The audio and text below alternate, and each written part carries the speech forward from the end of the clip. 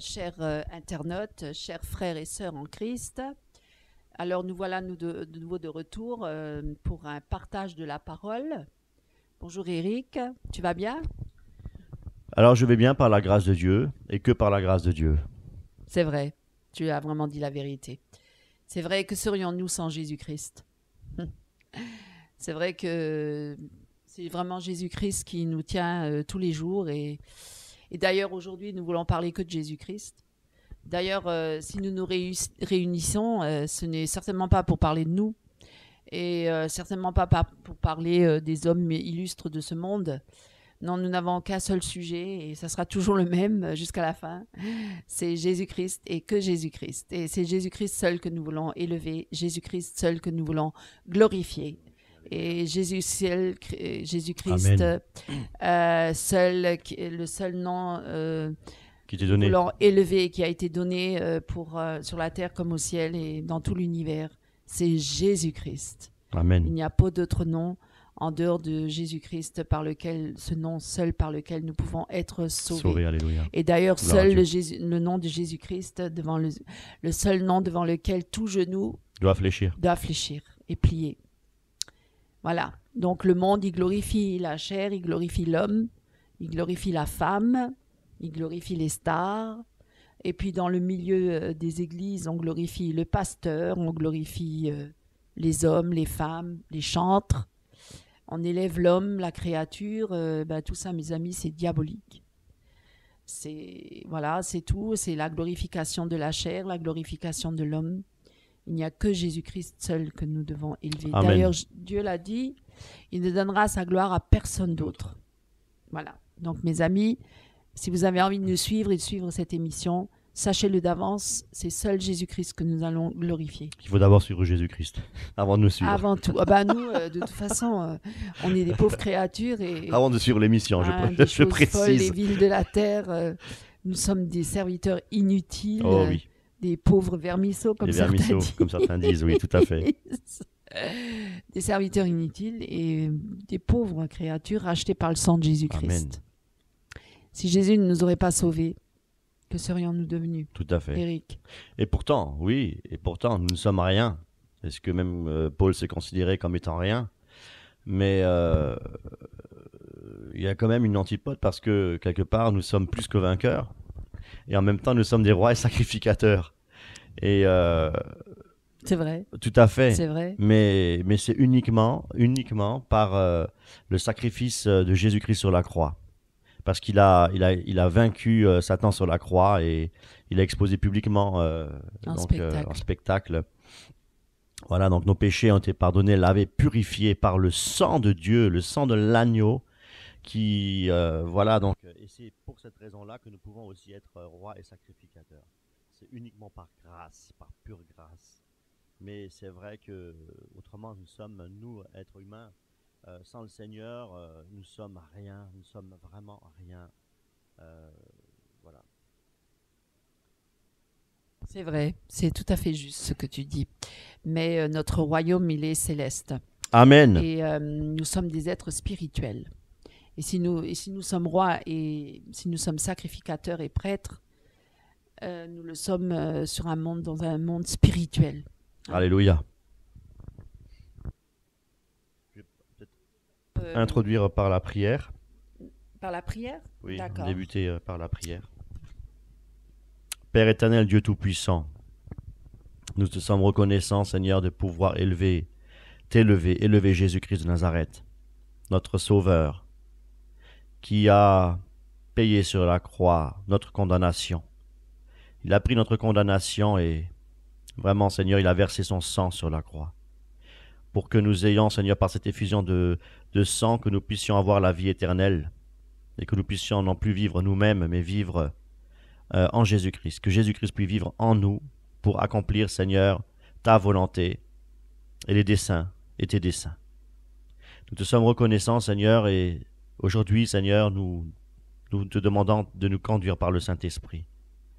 Seigneur, notre Dieu, que ce ne soient pas des paroles en l'air, mais nous voulons que nos paroles soient là, que notre bouche soit là pour glorifier le nom de Jésus-Christ de Nazareth, pour que Jésus soit élevé. C'est pourquoi, Seigneur, Nous savons que des personnes nous écoutent et nous voulons vraiment, Seigneur, que Jésus soit élevé. C'est pourquoi, Seigneur, par l'aide du Saint-Esprit, te demandons, Seigneur, d'agir puissamment pour toucher les âmes, pour toucher, Seigneur, les cœurs qui nous écoutent. Que ton nom soit béni. Père, dans le puissant nom de Jésus-Christ, notre Sauveur et Maître. Amen. Amen. C'est vrai parce que nous avons le devoir, même l'obligation de prêcher la croix, le royaume de Dieu, Jésus-Christ. Parce que nous ne sommes plus de ce monde, nous avons été rachetés à un grand prix. Et si nous sommes là aujourd'hui, c'est pour témoigner de Jésus-Christ, qu'il est bien vivant, qu'il est vivant, qu'il existe, qu'il n'est pas une religion, une statue, qu'il n'est pas une philosophie, mais qu'il est vraiment vivant, un Dieu vivant, et qu'il est toujours encore vivant. Il est assis à la droite du Père et il plaide notre cause, il est notre avocat. Et si nous sommes là, c'est par son esprit que nous voulons prêcher son nom. Parce que l'homme animal ne peut pas recevoir les choses de Dieu.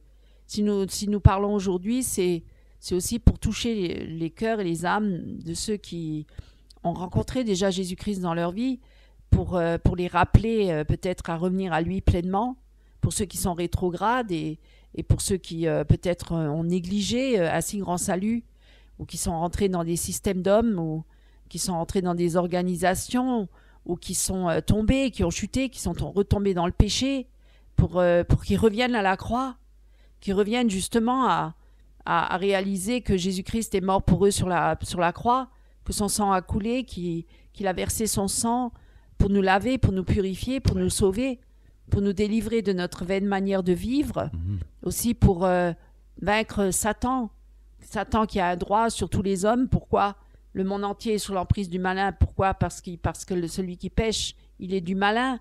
C'est parce que c'est là où le diable nous tient captifs. On ne peut pas dire suivre Jésus-Christ et en même temps vivre dans le péché. Il y a beaucoup de nos jours, il y a beaucoup de tromperies. Je voulais juste ouvrir une parenthèse pour introduire le sujet. Mais je veux dire qu'il y en a beaucoup qui sont trompés et qui trompent les autres en disant que Jésus-Christ Dieu est amour et Dieu nous a sauvés, pardonnés une fois pour toutes, et on continue à pécher. Celui qui dit être de Dieu et qui dit que Dieu est avec lui, ou Dieu est grand, machin, tout ça, beaucoup de mots, de paroles qui trompent les autres, mais il ne peut pas tromper Dieu.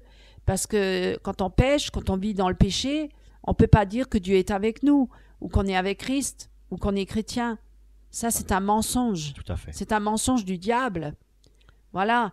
Et puis beaucoup disent aussi, et je veux tout de suite arrêter tous ces beaux parleurs qui disent mais Dieu est amour, Dieu nous aime. Oui, Dieu est amour, mais Dieu n'est pas que amour. Dieu est aussi un Dieu saint. Dieu est un Dieu de justice et de vérité. Parce que sinon, Jésus-Christ serait mort en vain sur la croix. S'il n'y a pas besoin de repentance des péchés, à quoi bon Jésus-Christ serait-il mort sur la croix? Pourquoi ce sacrifice? Pourquoi ce sang qui a coulé? Pourquoi toute cette souffrance? Pourquoi cette folie de la croix? S'il n'y a pas besoin de repentance des péchés. Tous ceux qui sont venus à la croix, ils ont réalisé leur état de perdition. Ils ont réalisé qu'ils sont perdus, qu'ils sont pécheurs et qu'ils vont mourir et mourir loin de Dieu. C'est pourquoi il faut venir à la croix. C'est pourquoi il veut, oui, la croix. Pour que le Saint-Esprit puisse nous toucher, pour que nous puissions reconnaître que nous sommes pécheurs. Voilà. Et que nous avons besoin de la grâce de Dieu. C'est vrai. C'est pourquoi la croix est tellement importante. Tout à fait. Alors j'aime bien parce que le monde est rempli de personnes qui portent même les croix sur eux. Là, ils ont même des colliers avec des croix. Ils portent des bagues avec des croix. Même les grands satanistes. Même on a mis même Johnny Hallyday sur une croix et on vend ce bijou. C'est triste. À 350 €, je crois. Ouais, 350 €. C'est lamentable. C'est incroyable dans quelle folie actuelle on est dans ce monde de folie et où on mélange tout. Voilà, le diable, il a bien fait son affaire. Hein. Les gens sont aveuglés, ils sont séduits. Ils prennent d'ailleurs Johnny Hallyday pour un dieu. Hein. Ils mettent même un panneau, un écriteau quand ils étaient à l'enterrement. Johnny Hallyday est notre Dieu. Mais c'est pas pour rien qu'ils le prennent pour Dieu, parce que mais c'est pas le seul. la statue de Johnny est carrément clouée sur la croix. Hein. Voilà, je veux dire, voilà, mais c'est pas le seul, non. c'est un d'entre beaucoup. Et comme d'ailleurs Beyoncé a acheté maintenant une église, elle fait des messes dans des églises catholiques, des grands édifices. Elle se prend pour la Vierge Marie. Enfin, on voit déjà que le diable travaille bien et dur et veut vraiment séduire la foule, à attirer à venir se prosterner devant l'Antéchrist, hein, la grande prostituée, la femme qui représente la grande prostituée, Beyoncé, qui se montre vraiment sous un angle très... c'est très ésotérique, c'est très illuminatif, franc-maçon. Mais ce qu'il y a, c'est... Excuse-moi de te couper la parole, mais c'est vrai qu'aujourd'hui, on ne se cache plus. Non, on ne se cache plus diable parce que tout à fait, les églises de Satan sont en train de naître de par le monde, et même sur Paris, on a déjà une église de Satan. Hein. Enfin, il y a déjà une église de Satan, et dans bien d'autres pays. Et aujourd'hui, le Satan ne se cache plus. Nouvel ordre mondial, on en parle. Aujourd'hui, les gens savent exactement ce qu'ils font. Bien sûr. Faut pas être dans l'ignorance et dire les gens ne savent pas, ils sont entraînés par ils sont aveuglés. Oui, quelque part ils sont aveuglés pour la vérité, mais en même temps, âme et conscience, ils savent très très bien ce qu'ils font. Bien sûr. Parce que le Seigneur nous a quand même donné une conscience, donné de la conscience à l'être humain, et nous voyons bien que Satan est en train de il lui reste très peu de temps. Et il ne se cache plus, justement, pour que les gens puissent savoir, en faisant le choix, soit je choisis de suivre le Seigneur, ou c'est-à-dire en acceptant la croix de Jésus, que nous allons parler de ça, ou soit je décide simplement de suivre mes idoles, et puis voilà, et suivre un autre Dieu. Et puis de dire que Dieu est amour, il aime tout le monde, même si je fais le mal, même si je calomnie, même si j'injurie, même si je pêche, même si je couche à droite, à gauche, même si je commets tous les péchés, l'adultère, etc. La fornication, je couche avant le mariage, je fume, je me drogue, je bois, je me masturbe, je fais toutes sortes de péchés, je convoite les femmes de mon prochain... Enfin bref, on ne peut pas les énumérer tous parce que la liste est longue des péchés. On dit, mais on est quand même avec Dieu. Moi, j'en ai ras-le-bol de ces gens-là. Franchement, j'en ai autour de moi, j'en ai dans ma famille. Des gens qui disent, mais Dieu, il est avec moi, Dieu, il est là. Voilà, et puis en même temps, je pêche. Non, on ne peut pas pécher et dire que Dieu, il est avec. Non, il faut arrêter. Il faut arrêter d'être des hypocrites. Il faut arrêter de dire tout ça. Sinon, Jésus, il est mort en vain sur la croix. Pourquoi il a tant souffert? Si moi je fais ce que je veux et Dieu il va quand même pardonner, Dieu il est amour. Pourquoi alors Jésus a payé le prix? Tout à fait. Pourquoi Jésus il est mort sur la croix? Et c'est ce que nous allons évoquer dans cette émission. Parce que les hommes ils cherchent toujours des détours et ils cherchent à se sauver par eux-mêmes et par les œuvres. On ne sera jamais sauvé par les œuvres. Par nos propres forces, par nos efforts? Non, jamais. Et on ne sera pas sauvé par la philosophie ou par toute autre sorte de doctrine ou par la religion ou quoi que ce soit. On ne sera pas sauvé. Il n'y a qu'un seul chemin. Alléluia. Il n'y en a qu'un seul. Un seul. Et tout le monde devra passer par là. Personne ne pourra passer par une autre porte pour entrer dans le royaume de Dieu. Personne ne pourra être sauvé par un autre homme ou une autre femme. Personne ne pourra être sauvé par... Non. Rien. Il n'y a qu'un seul chemin. La croix. C'est par Jésus-Christ. Et c'est par la croix. Par la croix. Il n'y a pas en d'autre. Jésus-Christ. Et c'est d'ailleurs ce que Paul y prêchait. Tout à fait. Nous voulons lire, non? Nous allons tout à fait. Exactement. Alors, merci pour cette introduction. Alors, si tu veux peut-être faire la lecture de la parole. Partie, ouais. Oui. Alors, si tu veux bien prendre 1 Corinthiens. Oui. À partir du verset 18. D'accord. Car la prédication de la croix est une folie pour ceux qui périssent, mais pour nous qui sommes sauvés, elle est une puissance de Dieu. Aussi est-il écrit, je détruirai la sagesse des sages et j'anéantirai l'intelligence des intelligents. Où est le sage? Où est le scribe? Où est le disputeur de ce siècle? Dieu n'a-t-il pas convaincu de folie la sagesse du monde? Car, puisque le monde, avec sa sagesse, n'a point connu Dieu, dans la sagesse de Dieu, il a plu à Dieu de sauver les croyants par la folie de la prédication, les Juifs demandent des miracles, ah bah tu vois, et les Grecs cherchent la sagesse.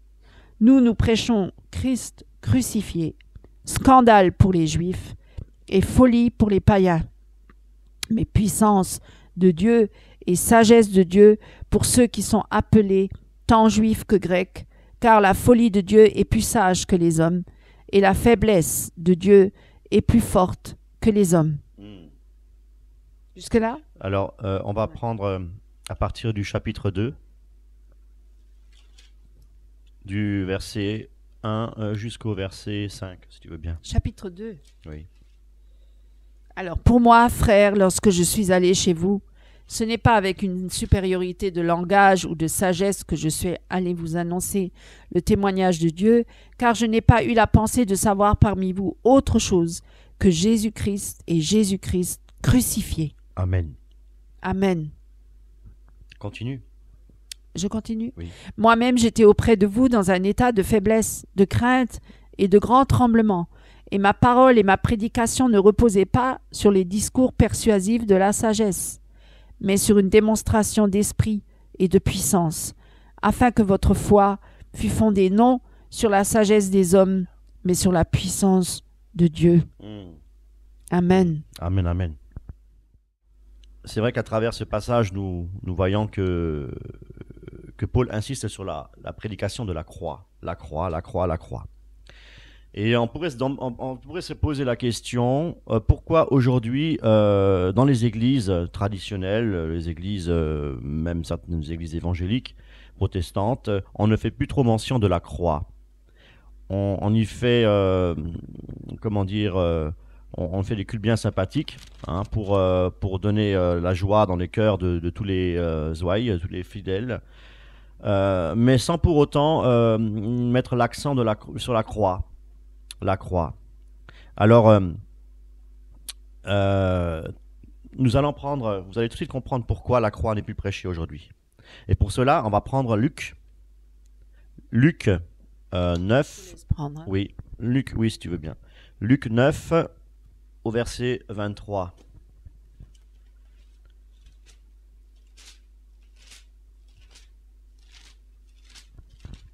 « 9, 23. » Je vais faire la lecture. Alors, oui, la croix n'est plus prêchée parce que la croix dérange. Elle dérange à cause de l'homme dans son égo, l'égocentricité. Et l'orgueil. Parce qu'aujourd'hui, ce qu'on veut, c'est prêcher, une psychologie humaine. Hein. On aime bien valoriser l'homme, mettre l'homme sur un piédestal, etc. Hein, mais Christ n'est plus prêché, la croix. Alors, pour quelle raison? Verset 23, chapitre 9, Luc.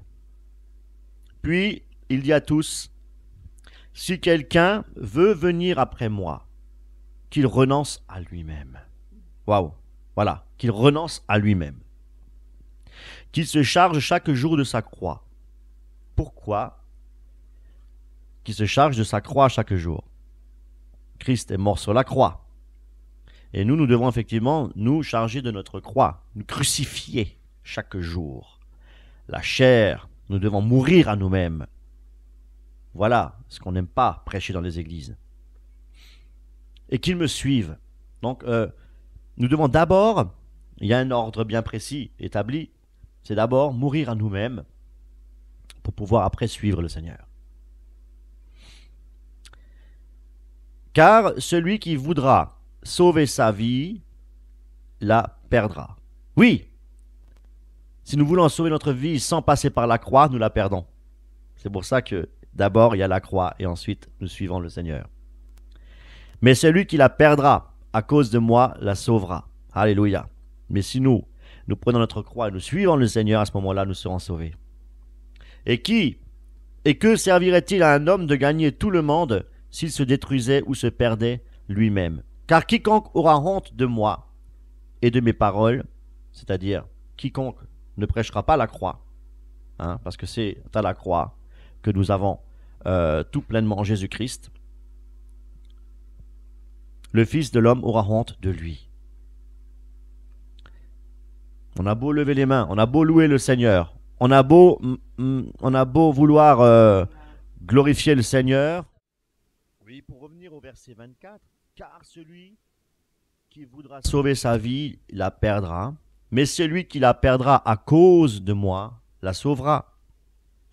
C'est vrai que la préoccupation principale, on va dire, de l'être humain, si la préoccupation principale, c'est la recherche du bonheur et du plaisir, et au lieu de rechercher vraiment la volonté de Dieu, et surtout la mise en pratique de tous les principes donc de Dieu, donc à savoir les commandements du Seigneur, etc., eh ben, la finalité de tout cela, c'est la ruine. C'est la ruine, tout simplement. Hein, parce que tout simplement, nous devons renoncer à nos propres voies. Et comment dire, et fonder notre vie, toute notre vie, tous les jours, sur les enseignements du Christ à travers sa parole. Et que servirait-il, pour le verset 25, à un homme de gagner tout le monde s'il se détruisait ou se perdait lui-même? Car quiconque aura honte de moi et de mes paroles, le Fils de l'homme aura honte de lui, quand il viendra dans sa gloire et dans celle du Père et des saints anges. Alléluia. Et ce sera un jour terrible, le jour du Seigneur. Un jour terrible pour un jour de gloire et de joie pour tous ceux qui sont sauvés, pour tous ceux qui sont nés d'en haut, qui appartiennent au Seigneur. Et un jour terrible et de jugement pour tous ceux qui ont refoulé Jésus-Christ et sa parole. Et qui auront décidé, ou même peut-être les chrétiens de nom, qui auront refusé justement de mettre en application sa croix, de suivre Jésus-Christ tous les jours et porter sa croix tous les jours. Le fait d'aller à l'église tous les dimanches ne fait pas toi un chrétien, on est bien d'accord. Le fait de prier avant les repas ou donner une certaine discipline dans sa vie spirituelle ne fait pas toi un chrétien. On est bien d'accord. Voilà. Donc la croix, c'est quelque chose au quotidien. Voilà. Ça coûte un prix de suivre Jésus-Christ. Ah oui. Il ne faut pas dire que... Parce que là, on parle pour des chrétiens, ni de nouveaux.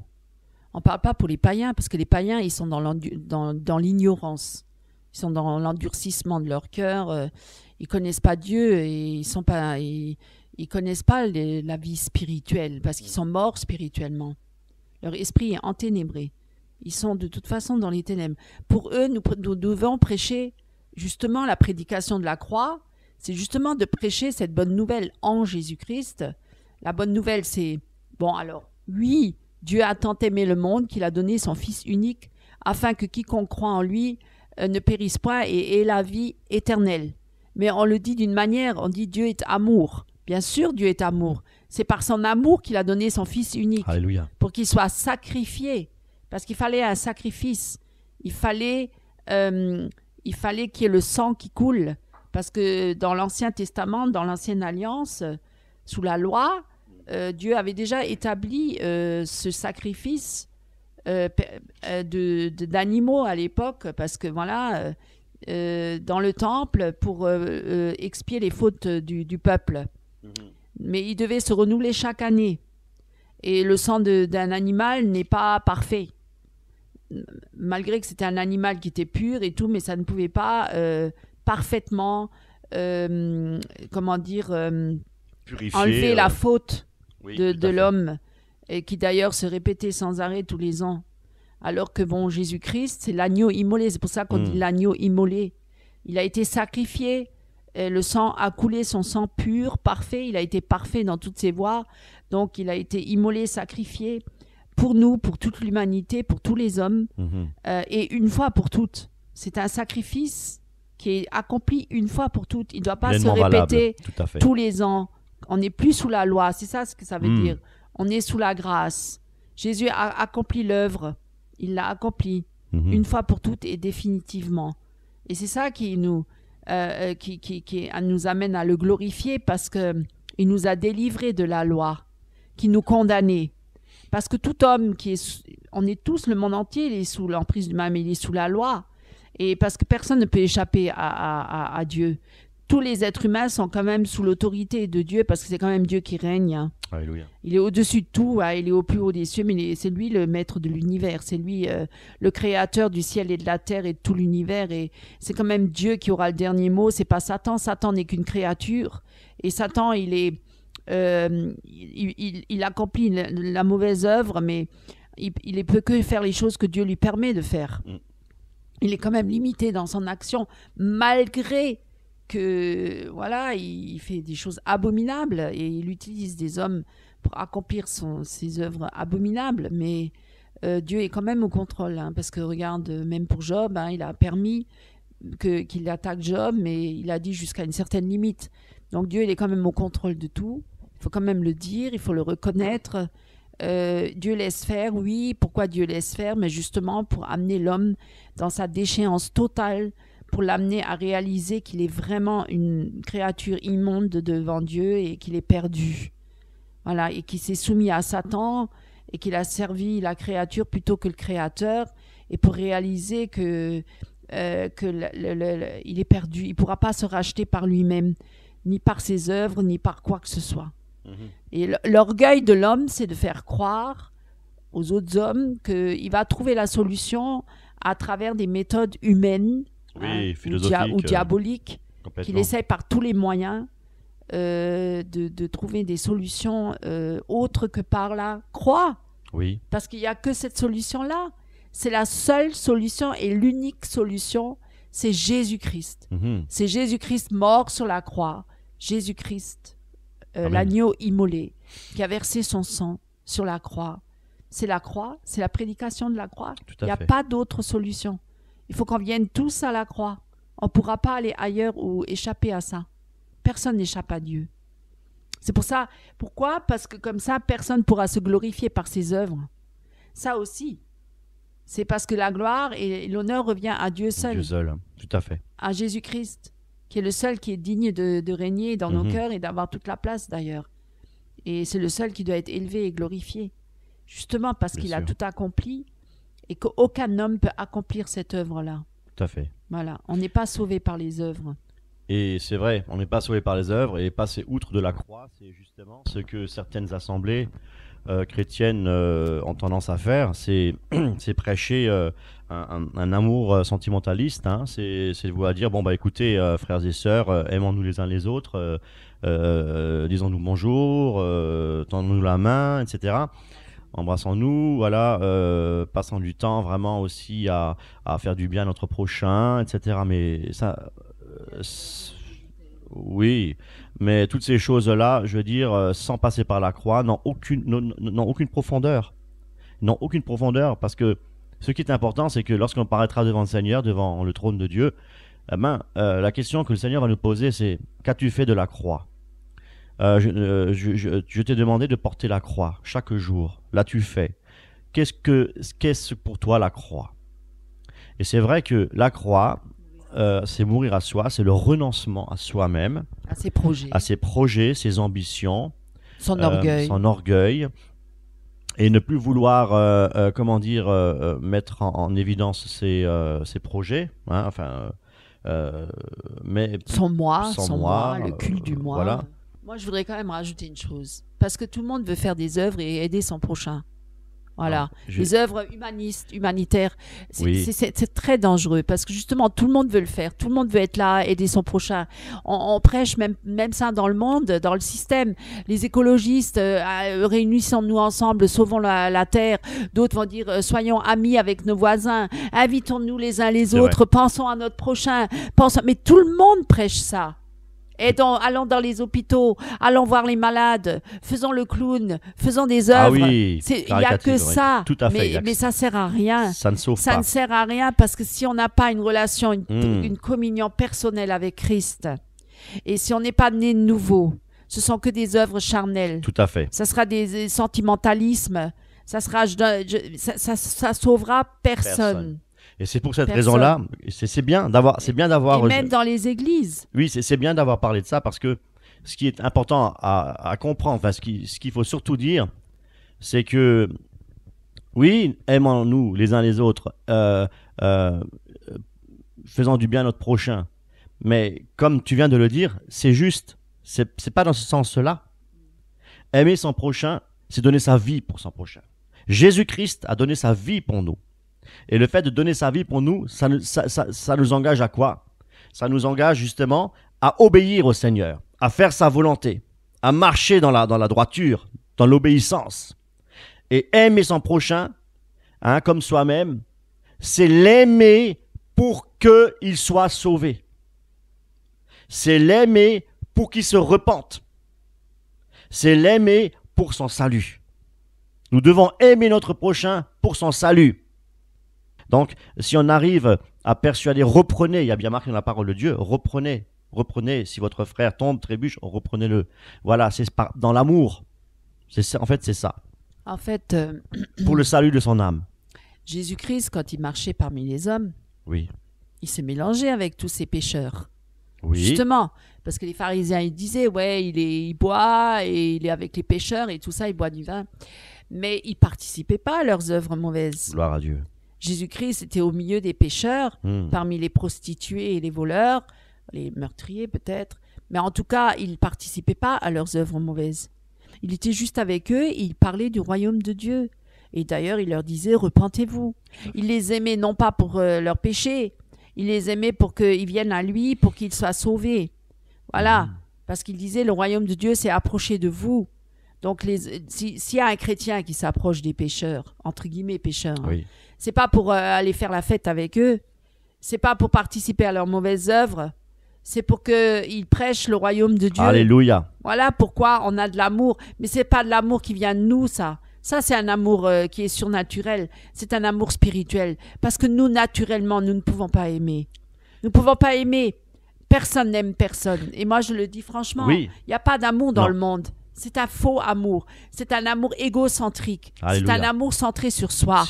C'est un amour qui cherche son propre intérêt. C'est un amour qui veut que tout le monde soit là, attendrissant sur soi-même, sur ça. C'est le culte de la personnalité. C'est le culte du moi. C'est élever l'homme. Chacun veut s'élever. Chacun cherche sa propre gloire. Et dans les églises, c'est pareil. On cherche sa propre gloire. Même l'homme qui n'est pas crucifié, sa vieille nature n'est pas crucifiée. Dans les églises, il va tout faire. Il va tout ramener à lui. Il va tout faire, il va faire des efforts pour jouer de la musique, il va travailler dur la musique, il va chanter, il va travailler dur le chant, parce que c'est ce qu'ils font les chrétiens. C'est ce qu'ils font, ils font plein d'œuvres. Ils font des œuvres dans les églises pour se montrer, pour se mettre en valeur, pour valoriser. Et ils utilisent le nom de Jésus pour ça. En fait, c'est pas Jésus qui glorifie, c'est un faux Jésus. C'est un Jésus New Age, c'est un autre Jésus. Mais c'est pas le vrai Jésus. Parce que le vrai Jésus, il est mort sur la croix pour nos péchés. Et il nous montre notre nature pécheresse. Et on n'est pas là pour se glorifier. On est là pour s'humilier. On est là pour reconnaître notre faiblesse, notre perdition, qu'on est perdu sans Jésus. Mais on est là pour glorifier Jésus. On est là pour... Alors, on utilise maintenant le nom de Jésus pour élever l'homme. On applaudit les gens qui sont sur scène. On applaudit les chantres. On les applaudit. On applaudit le pasteur. On applaudit le prédicateur, l'apôtre, le prophète. On élève l'homme et on n'arrête pas de l'élever. On le fait encore et même sur Internet, on élève toujours les hommes. On veut toujours se mettre en avant. Regarde ce que je sais faire, regardez-moi. Waouh, on se flatte même les uns les autres. Waouh, t'as eu un don de musique là. Waouh, toi t'as un don de ci, toi t'as un don de ça. On élève encore l'homme. On veut encore glorifier l'homme. On utilise le nom de Jésus pour se glorifier. Je suis désolée. Alléluia. Et c'est ce qu'on vit tous les jours. Et les hommes, ils appellent les hommes à eux. Ils veulent qu'ils viennent à eux. Tout le monde veut qu'on vienne à eux, qu'on les écoute, qu'on les adule, qu'on les adore, qu'on en fasse des dieux. Et c'est actuellement le diable, il travaille, il fait des ravages. Il fait des ravages dans le monde, mais il fait aussi des ravages dans l'Église. Et voilà, et c'est tout, et c'est comme ça, et ça va être comme ça jusqu'à la fin, jusqu'à ce que Jésus revienne. Parce que l'Antéchrist, il prépare déjà sa venue, on prépare sa venue. Il y a plein d'artistes, il y a plein de stars qui préparent sa venue. Les hommes politiques, les politiciens, même les rois et les reines du monde entier préparent sa venue. Tout le monde prépare sa venue, même les chrétiens dans les églises, entre guillemets chrétiens, c'est pas des vrais chrétiens, c'est des faux. Et je suis désolée, je dis les mots comme elles sont. Je m'en fous de ce qu'on pense de moi. On peut me traiter de tous les noms. D'ailleurs, Jésus-Christ aussi, on le traitait de tous les noms. Et d'ailleurs, on lui disait même qu'il avait un démon. Moi, je suis désolée. Ou à dire, oh, elle a pas d'amour. Parce que maintenant, on veut des prédicateurs et des femmes qui ont plein d'amour pour leur prochain. On veut que l'amour, l'amour, l'amour. Mais il faut surtout pas dire la vérité. La vérité, on ne veut pas l'entendre. D'ailleurs, quand Jésus il est venu parmi les hommes, c'est écrit dans la parole, dans Jean, il disait, la parole s'est faite chair et elle s'est faite pleine de grâce et de vérité. Elle est venue parmi les hommes. Et les hommes ont préféré les ténèbres à la lumière. Pourquoi? Parce que la lumière, elle amenait l'état de l'homme, qu'il montrait ses mauvaises actions. La lumière mettait en lumière ses mauvaises actions. Et les hommes préféraient les ténèbres à la lumière parce qu'ils ne voulaient pas venir à la lumière, justement pour que leurs mauvaises actions ne soient pas dévoilées. Et il y a beaucoup de gens comme ça. Même dans les familles, partout, les enfants, les parents, tout le monde veut se cacher, personne ne veut venir à la lumière. Parce que dans la lumière, on est fini, on est foutu. On est tous foutus. Parce qu'on réalise qu'on est perdu, on est des pécheurs. Notre nature, elle est pécheresse. Il n'y a rien de bon dans le cœur de l'homme. Il n'y a rien de bon. Personne ne peut se valoriser pour ses œuvres ou montrer, regarde comme je suis bonne. Regarde, je dis des bonnes paroles. Regarde, je fais des bonnes œuvres. Je vais voir les malades. Ou je vais faire des œuvres de charité. Je vais aller visiter même les orphelins. Même, parce que c'est écrit dans la Bible, je le fais. Il y a des gens qui disent, ils lisent une parole dans la Bible, ils disent, je vais le faire comme ça, Dieu il pourra m'agréer. Mais je ne mets pas ma vie en règle, je continue à vivre dans le péché. Mais je me fais une bonne raison, parce que je vais visiter les malades. Bonne conscience. Une bonne conscience. Mais tout ça, c'est faux.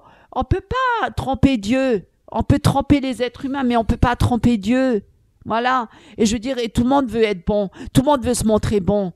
Chaque personne dans le monde entier, les gens dehors, ils veulent tous se montrer bons. Même on apprend la politesse pour dire bonjour. J'ai dit bonjour à la personne. Je suis bonne parce que j'étais gentille. Mais tout le monde veut se montrer bon et gentil. Tout le monde veut montrer une belle façade. Tout le monde veut, quand on se rencontre, quand il y a des fêtes où les gens montrent tous des beaux visages. Les femmes sont toutes belles habillées, font tous des beaux sourires. Tout le monde, il est beau, il est gentil. Mais tout le monde veut être beau et gentil. Et dans les églises, c'est pareil. On se rencontre, on veut se montrer beau et gentil. Moi, je suis désolée, il y en a ras-le-bol. L'hypocrisie, elle est grande. On est tous des hypocrites. Arrêtez. Sans Jésus-Christ. Et c'est vrai ce que tu Arrêtez dis. Parce de faire croire, là. Après, c'est vrai qu'on vient avec des fêtes instituées par l'homme et je dirais même instituées par les forces de l'ennemi. La fête des mères, la fête des pères, la fête des grands-pères, la fête des grands-mères, la fête de ceci, la fête de cela. C'est du commerce. Tout ça. Et le jour, diabolique. Effectivement, c'est à ce moment-là, la fête des pères, la fête des mères, on vient avec un cadeau, papa, maman, je t'aime, je etc. t'aime. Hein, mais c'est quoi l'amour? C'est quoi l'amour? C'est renoncer à sa vie et vivre dans la vérité avec Christ. Voilà. L'amour, c'est Jésus-Christ. Et si on aime plus, on va dire, père, mère, enfant, que Dieu, nous sommes perdus. Oui, parce de que la toute parole façon, Dieu de ça dit. pourra pas nous ça ne veut sauver. pas dire qu'il ne faut pas les aimer. Mais ça veut dire que notre priorité, c'est le Seigneur. Si le Seigneur nous envoie maintenant à 4000 km d'ici pour faire son œuvre, nous devons obéir. Voilà, que ça plaise ou pas, même si nous devons quitter la famille. C'est comme ça. Voilà, donc Dieu c'est notre sauveur, notre maître. Et si nous avons compris la croix et si nous sommes effectivement morts à nous-mêmes, il ne nous reste plus qu'à obéir au Seigneur. Et ça, aujourd'hui, plus personne ne le veut. Hein. Et alors, j'aimerais peut-être bien prendre avec vous Romains, chapitre 6. Moi, ce que je voulais juste rajouter, c'est que même Jésus, il connaissait le cœur de l'homme. Il savait très bien que personne ne l'aimait vraiment. Les gens, ils venaient à lui parce qu'il faisait des miracles. Ils venaient à lui parce qu'il faisait du bien. Ils venaient que pour ça. Ils venaient pas pour lui. L'épisode des 10. Ils venaient pas pour... Parce que Jésus... L'épisode des 10 lépreux. D'ailleurs, quand il disait même à Pierre, m'aimes-tu? M'aimes-tu? Il le répétait 3 fois. Et pourtant, il lui a dit, tu vas me renier. Pourquoi? Parce qu'il connaissait le cœur de l'être humain. Il sait très bien qu'il n'y a rien de bon et que de toute façon, on n'a pas suffisamment d'amour pour aimer notre prochain et surtout pas Dieu. Qu'on n'a pas d'amour pour aimer Dieu. Si Dieu ne crée pas en nous cet amour, c'est Dieu en premier. C'est Dieu qui est mort sur là. Il a tout accompli. Et si nous acceptons Jésus dans notre vie, alors son amour en nous pourra nous donner de l'amour pour notre prochain. Et il n'y a pas d'autre amour. Tout le reste, c'est un faux amour. Alors, justement j'aimerais bien intervenir là-dessus. C'est un exemple que je peux donner, que je peux citer, c'est que prenons l'exemple d'une personne maintenant avec qui on s'entend très très bien. On est très généreux avec cette personne, on lui offre des présents, on la chouchoute, on l'aime bien, etc. Eh bien, il y a un amour réciproque. Hein. Il y a un amour réciproque. Mais imaginons maintenant le jour où, par exemple, où on dit maintenant ça suffit, tu as assez reçu. Hein, je crois que maintenant il est temps que tu apprennes à voler de tes propres ailes, à faire les choses par toi-même. Et puis à ce moment-là, il n'y a plus de cadeaux. Mais alors, quelle est la réaction de cette personne? Quelle est la réaction de cette personne? Soit, si elle aime vraiment, hein, à ce moment-là, elle va dire, écoute, d'accord, je t'aime pour ce que tu es, je ne t'aime pas parce que tu m'as donné. Hein, voilà, et c'est exactement de cette manière que nous devons aimer le Seigneur. Nous ne devons pas aimer le Seigneur pour ce qu'il nous donne, parce que aujourd'hui on veut aimer le Seigneur parce qu'on prie, c'est un automate. Seigneur, je veux ça. Seigneur, je veux ceci. Seigneur, je veux cela. Seigneur, je veux cela. Mais le Seigneur, il dit, je ne donnerai rien d'autre que ce que le prophète Jonas a donné. Tu veux ce miracle, tu veux ceci, tu veux cela, mais moi je te donne ce que... Voilà, le prophète Jonas. Et qu'est-ce qu'il a... Voilà. Et c'était quoi? C'était la repentance. Tout ce que Dieu demande, frères, sœurs, chers invités, tout ce que le Seigneur, il veut ta vie, parce il t'a sauvé sur la croix il y a 2000 ans. Il t'a déjà sauvé. Accepte donc ce cadeau. Accepte cette grâce. Il y a 2000 ans, il a payé sur la croix. Il a versé son sang pour toi, pour que tu sois sauvé. Accepte-le. Accepte-le, parce que si tu n'acceptes pas, eh ben, le jour où tu paraîtras devant le Seigneur, tu seras jeté dans les temps de feu et de soufre. C'est la parole qui le dit, ce n'est pas moi qui le dis. Il faut arrêter de vouloir tout le temps, c'est excuser la personne, ceci, cela. Non. Personne, quand tu vas comparaître devant le Seigneur, hein, il n'y aura ni ta mère, ni ton père qui seront là pour te dire écoute, il a quand même fait des bonnes choses dans la vie. Regarde, elle a fait beaucoup de bonnes choses dans sa vie. Elle disait bonjour, elle était très, très sympathique, très hospitalière. C'est les religieux qui disent ça. Voilà. Mais Jésus va dire ok, d'accord, c'est bien, ok. Mais toi, ta vie, pour moi, qu'est-ce que tu as fait pour moi? Mais qu'est-ce que nous devons faire pour le Seigneur? Quel est notre but en tant que chrétien? Qu'est-ce que nous devons faire pour le Seigneur? Le ministère qui ne s'éteindra jamais et qui continuera dans le ciel. D'ailleurs, hein, les anges déjà nous devancent, hein, ils sont en train d'adorer Jésus de Nazareth. Notre ministère, c'est l'adoration. Nous devons adorer Jésus-Christ. Non pas pour ce qu'il fait pour nous, mais pour ce qu'il est. Il est Dieu, notre Créateur.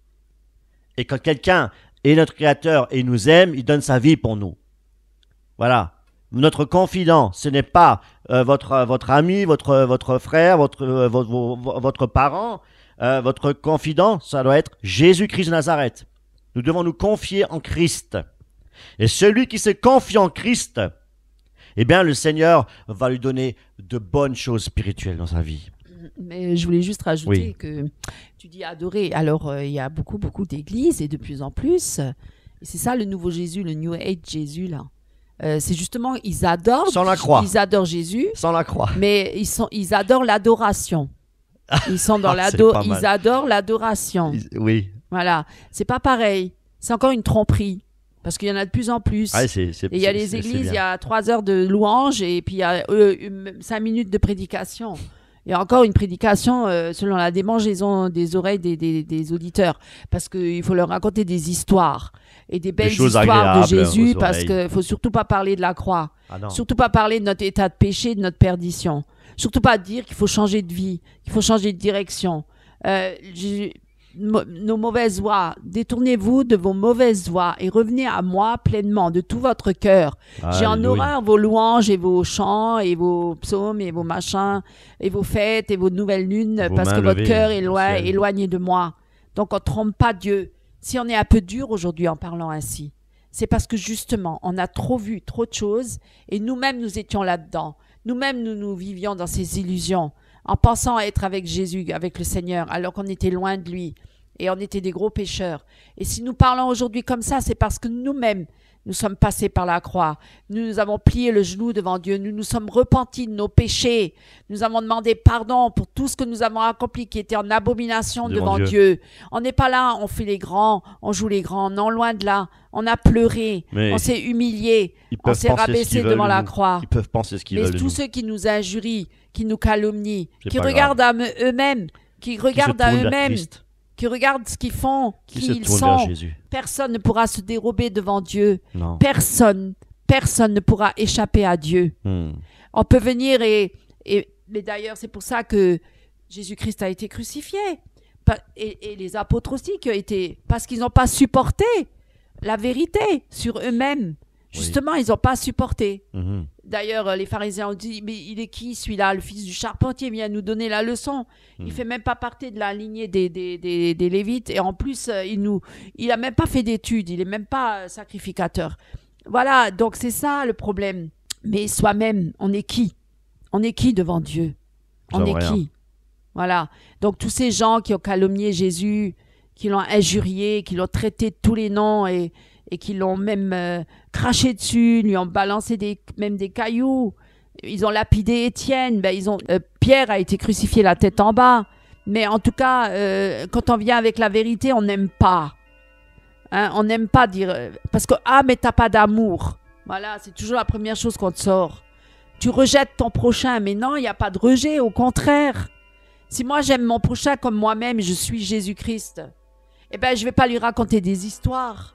Je ne vais pas lui caresser dans le sens du poil et lui dire « Bon, mais continue dans ta vie de péché, continue dans la méchanceté, continue dans le mal, mais viens, je t'aime. » Non, mais Dieu, il est bon, il n'est pas, entre guillemets, j'allais dire... Dieu, il est saint, il est amour, mais il est aussi un Dieu saint, un Dieu juste. Dieu n'est pas sentimentaliste, ça veut dire il a toujours dit la vérité. Un Dieu de justice. Il n'a jamais dit à la prostituée continue de pécher. Il a dit à la prostituée va et ne pêche plus. Tes péchés sont nombreux, mais je te les pardonne parce qu'elle est venue à lui. Mais elle est venue à lui, elle a pleuré sur ses péchés. Elle n'est pas venue à lui et puis elle a dit oh Jésus, t'es un bel homme et viens avec moi, suis-moi dans mes voies. Non, fais la fête avec moi. Elle est venue à ses pieds, elle a pleuré. Elle a pleuré sur sa misère, sur son péché. Elle a reconnu, mais elle savait que Jésus allait lui pardonner, ce que les pharisiens ne faisaient pas. Les pharisiens l'accusaient, la jugeaient, la condamnaient et l'auraient lapidé. Tout à fait. Voilà, ça c'est la loi. Oui, et juste, tout ce que tu dis est juste. Et en plus de ça, je dirais, quand tu regardes, elle s'est confiée en qui? En l'Éternel. Heureux ceux qui se confient en l'Éternel. Elle s'est confiée à Jésus-Christ. N'allez plus d'église en église et vous confiez en des personnes en qui vous avez confiance. Hein? Parce qu'on ne peut pas faire confiance en l'être humain. Parce que le cœur de l'homme est mauvais. Aussi gentil, tortueux, aussi gentil qu'il ou qu'elle puisse être, confiez-vous en Jésus-Christ. Voilà. Maintenant, j'aimerais bien, avec vous, prendre parce que personne Romain. ne sauve personne. Hein. Personne ne sauve personne. On ne peut pas sauver l'homme. L'homme ne peut pas sauver l'homme. Mais Dieu peut sauver l'homme. On peut prier. D'accord. Tout à fait. On peut prier les uns pour les autres, on peut Oui. se soutenir les uns les autres. Mais quelqu'un qui se complaît dans son péché et qui continue à pécher, alors il vient tout le temps pour qu'on prie pour lui, mais il lâche jamais son Il ne péché. fait pas d'effort. Et ça sert à rien. Non. Il vient tout le temps, il devient un fardeau, il devient un boulet dans nos vies, il devient un fardeau, on traîne la personne avec nous, elle traîne avec nous pendant des années et elle n'a jamais son péché. Et je dirais même... Et ça devient pénible Tout à pour fait. nous. Et je dirais même quelque part, combien de fois aussi, dans le passé, j'ai demandé au pasteur de prier pour moi, si j'ai telle faiblesse, etc. On priait pour moi, mais rien ne se passait. Rien. Et pour quelle raison? C'est très simple. Parce que la Bible ne demande pas au pasteur d'être un intermédiaire lorsque je dois renoncer à quelque chose. La Bible nous demande de renoncer, d'être mort au péché. Ça veut dire que c'est un engagement personnel. un engagement personnel. Maintenant, c'est vrai que si mon cœur est affligé parce que j'ai peut-être perdu un être cher ou parce que ceci ou cela, les circonstances de la vie, eh bien, je peux dire, écoutez, communauté, frères et sœurs, priez. Priez pour moi parce que je suis dans la faiblesse, je suis dans la tristesse, dans le chagrin, j'ai besoin de réconfort. Priez pour moi, s'il vous plaît.